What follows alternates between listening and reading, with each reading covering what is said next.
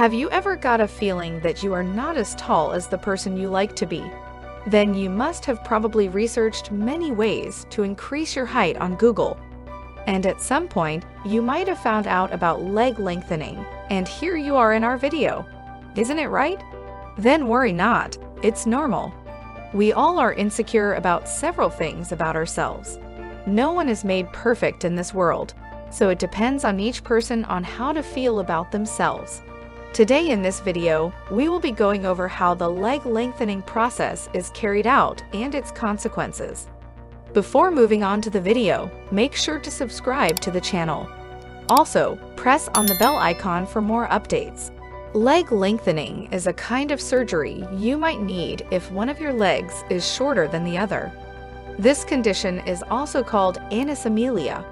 Often, it is a medically necessary procedure to correct the variation.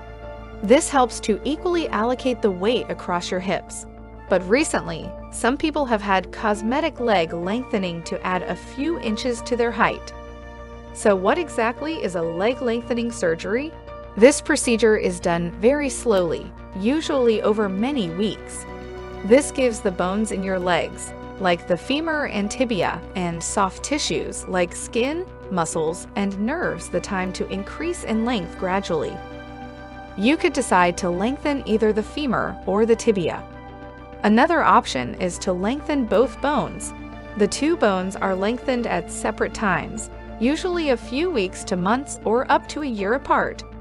Ask your doctor which option is the best for you. If you are trying to bridge the length difference between two legs, your doctor will suggest which bone to lengthen. The entire procedure, from start to finish, can take several months. It often depends on how much length is being added. How is it performed? Leg lengthening surgery involves an osteotomy, which means cutting off the bone using surgical methods, and is typically performed by an orthopedic surgeon. The surgery is normally carried out under general anesthesia.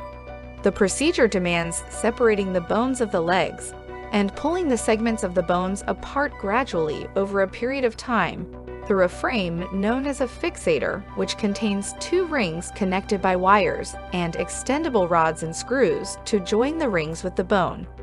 This length of the rods in the fixator can be increased using adjustable bars called struts, thus would help to increase the gaps between the segments of the bone. The gaps thus formed between the bone segments cause regeneration or bone formation to fill the gaps, leading to a gradual increase in the length of the leg bones in the process.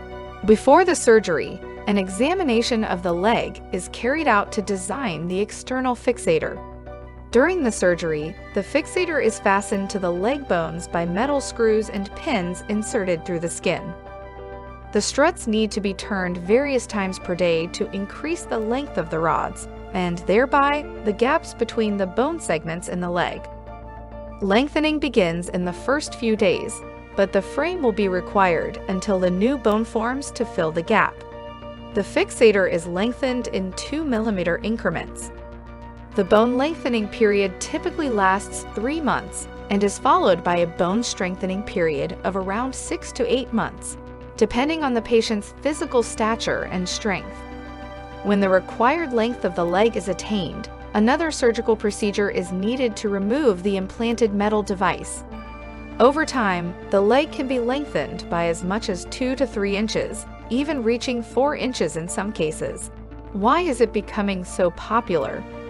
Leg lengthening surgery is much more common in today's world and is available in more than 15 countries, with some patients increasing their height by up to 6 inches. The BBC has conducted interviews with clinics all around the globe about the frequency with which they perform the procedure, and the numbers change. At leading centers in Germany, the US, and South Korea, the operation is carried out between 100 and 200 times a year. Others, including in Spain, Turkey, India, and Italy, perform between 30 and 40 operations a year. In the UK, it is available at a handful of private clinics controlled by the Care Quality Commission. They charge up to £60,000, while in the US, The price ranges from $75,000 to $280,000. The surgery is long, painful, and expensive. The technique was first developed by Gavril Lizarov, a Soviet doctor treating injured soldiers returning from World War II. And while the procedure has evolved over the last 80 years, many principles remain the same. Someone who gets that all too well is a patient named Barney. He had the surgery in 2015 in Italy, gaining 3 inches in height. After being diagnosed with the condition that needed his legs to be straightened, he chose to have leg lengthening at the same time. Barney remembers the physical discomfort he endured during the lengthening procedure itself. "It is like every nerve in your legs is being lengthened," he says. "There are times when you cannot escape anywhere in your head from the pain. It is agonizing." In spite of the huge gap between his bones, the weight-bearing rod that held his bones together meant Barney was still able to walk. But the gravity of his condition was clear. There was a moment of realization of I am stuck, I was lucky." Cosmetic limb lengthening is limited to private clinics, and there is little actual data on the number of people who go on to experience problems. But Professor Hamish Simpson of the British Orthopaedic Association restated the potential hazards. The technology and techniques have improved substantially over the past couple of years, making it a safer procedure. Still, as well as growing more bone, more nerve, muscle, skin, and blood vessels have to be grown, and the procedure remains an immensely complex process with a high complication rate. Dr. David Goodyear, a consultant orthopedic surgeon in the UK, said some of the patients he has come across who wanted this leg lengthening surgery have psychological problems, which include body dysmorphia. He says that as more patients opt for the operation, patients will be concerned about choosing cost over welfare. What would happen if you go somewhere, have the surgery, and then come back to the UK with complications? The answer is you get sent up to see me on the NHS, and we pick up the pieces. As for Barney, he had the final steel rod removed from his femur 6 years after the surgery.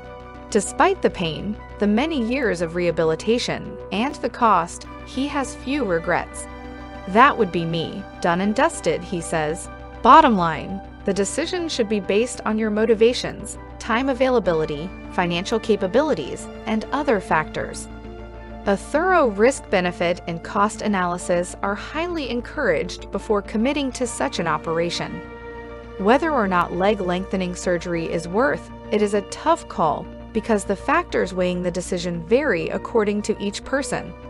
The results or outcome can change due to the individual's mindset, the surgeon, the method, and even the individual's prior abilities. As always, do your research, speak with a professional, and do what's best for your own well-being. Saying that, we have come to the end of this video. If you liked this video, then give us a thumbs up. We will meet again with other informative content.